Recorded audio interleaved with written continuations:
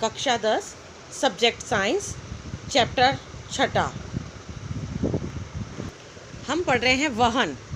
हमारा पंप यानी कि हृदय एक पेशी अंग है जो मुट्ठी के आकार का होता है।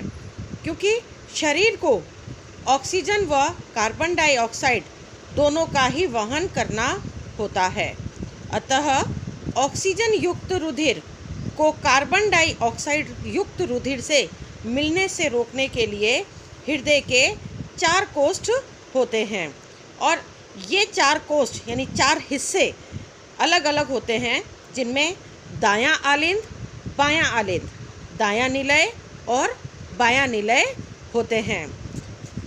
कार्बन डाइऑक्साइड युक्त रुधिर को कार्बन डाइऑक्साइड छोड़ने के लिए फेफड़ों में जाना होता है।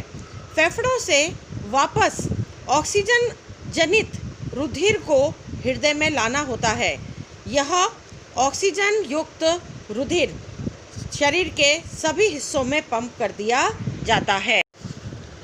बाएं आलिंद और बाएं निलय में ऑक्सीजन युक्त रुधिर पहुंचता है और दाएं आलिंद और दाएं निलय में विऑक्सीजनित यानी कि ऑक्सीजन रहित युक्त रुधिर पहुंचता है।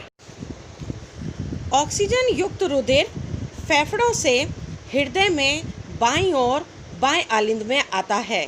इस रुधिर को एकत्रित करते समय बायां आलिंद शिथिल रहता है, तब अगला कोष्ठ बायां निलय फैलता है और यह संकुचित हो जाता है, जिससे रुधिर बाएं निलय में पहुंच जाता है, अर्थात बाएं आलिंद में आता है, बाएं आलिंद से बाएं निलय में पहुंच जाता है।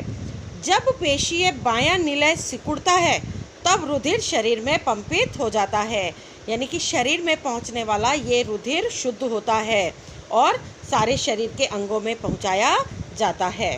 ऊपर वाला दायां कोष्ठ यानी दायां हिस्सा दाएं आलिंद जब फैलता है तो शरीर से विऑक्सीजनित रुधिर इसमें आ जाता है।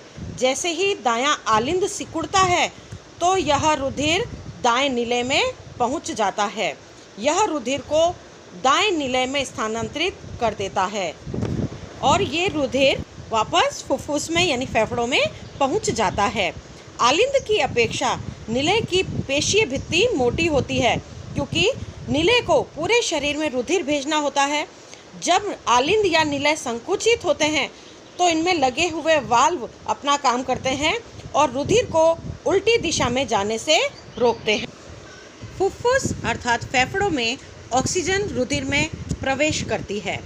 हृदय का दायां व बायां बंटवारा ऑक्सीजनित और विऑक्सीजनित रुधिर को मिलने से रोकता है। हमने दायां और बायां हिस्सा 2 भागों में बांटा है, जिसके कारण ये ऑक्सीजन युक्त और ऑक्सीजन रहित रुधिर एक दूसरे से मिलने से रुकता है। पक्षी और स्तनधारी जंतुओं में उच्च ऊर्जा की आवश्यकता होती है। इन्हें अपने शरीर का तापक्रम बनाए रखने के लिए ये निरंतर ऊर्जा की आवश्यकता रहती है। कुछ जंतु होते हैं जिनमें इस कार्य के लिए ऊर्जा की उपयोग कम करना होता है। शरीर का तापक्रम पर्यावरण के तापक्रम पर ही निर्भर करता है, तो उन जंतुओं में यह हृदय 3 कोष्ठ का बना हुआ होता है और ये ऑक्सीजनित तथा विऑक्सीजनित रुधिर धारा को किसी हद तक मिलकर के सहन भी कर लेते हैं। इसी तरह से मछली के हृदय में 2 कोष्ठ होते हैं। यहाँ से रुधिर क्लोम में भेजा जाता है, जहाँ यह ऑक्सीजनित होता है और सीधा शरीर में भेज दिया जाता है। इस तरह से हमारे शरीर के अंदर रुधिर चक्कर लगाता है। नलिकाएं और रुधिर वाहिकाएं। धमनी वो हिस्सा है जो रुधिर को हृदय से शरीर के विभिन्न अंगों तक ले जाती हैं। धमनी की भित्ति मोटी और लचीली होती हैं, क्योंकि रुधिर हृदय से उच्च दाब से निकलता है। शिराएं विभिन्न अंगों से रुधिर एकत्र करके वापस हृदय में लाती हैं। उनमें मोटी भित्ति की आवश्यकता नहीं है, क्योंकि रुधिर में दाब होता है, बल्कि उसमें रुधिर को एक ही दिशा में प्रवाहित करने के लिए वाल्व लगे होते हैं। ये धमनियाँ छोटी छोटी वाहिकाओं में विभाजित हो जाती हैं, जिससे कि सबसे छोटी वाहिका द्वारा रुधिर आसपास की केशिकाओं के मध्य पदार्थों का विनिमय पतली भित्ति के द्वारा होता है। केशिकाएं तब आपस में मिलकर शिराएं बनाती हैं तथा रुधिर को अंग या ऊतक से दूर ले जाती हैं। प्लेटलेट्स द्वारा अनुरक्षण। जब हमें चोट लगती है, हम चलते चलते गिर जाते हैं, कई बार हमें खून निकलना शुरू हो जाता है जिसे हम कहते हैं रक्तस्राव होना। इस तंत्र से रुधिर की हानि होने लग जाती है। हमारे शरीर में रुधिर कम से कम निकलना चाहिए। इस पंपिंग प्रणाली की दक्षता में कमी आ जाती है जिससे कि रुधिर में प्लेटलेट्स कोशिकाएं होती हैं जो पूरे शरीर में भ्रमण करती हैं और रक्तस्राव के स्थान पर जहां हमें चोट लगती है वहां पर धीरे धीरे रुधिर का थक्का जमने लगता है। वहां रुधिर का बहना धीरे धीरे कम होने लगता है और मार्ग अवरुद्ध हो जाता है।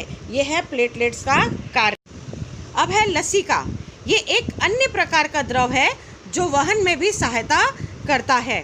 प्लाज्मा, प्रोटीन तथा रुधिर कोशिकाओं बाहर निकलकर ऊतक के अंतर कोशिकीय अवकाश में आ जाता है तथा लसिका का निर्माण करता है। लसिका केशिकाओं में चला जाता है जो आपस में मिलकर बड़ी लसिका वाहिका बनाती हैं और अंत में एक बड़ी शिरा में खुलती हैं। पचा हुआ तथा क्षुद्रांत द्वारा अवशोषित वसा का वहन इन्हीं लसिका के द्वारा होता है।